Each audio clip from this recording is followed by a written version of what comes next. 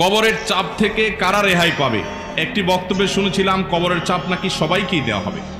ভাইরা আমার, কবরের আযাব, বিশেষ করে কবরের প্রথম চাপ, আযাবটা শুধুমাত্র পাপিষ্ঠদের জন্যই হবে, কিন্তু কবরের যে একটা চাপ থাকবে, কবর প্রথমেই একটা চাপ দিবে।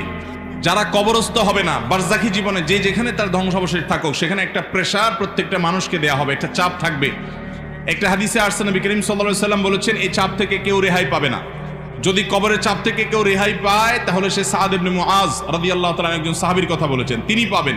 এছাড়া আর কেউ কবরের চাপ থেকে রেহাই পাবে না। তবে এটা আলমুল গায়েবের বিষয়, কেমন হবে সেটা একমাত্র আল্লাহ ভালো জানেন। এটা ঠিক, যারা ঈমানদার তাদের চাপটা হবে সহনীয়, যারা বেঈমান তাদের চাপটা হবে অসহনীয়।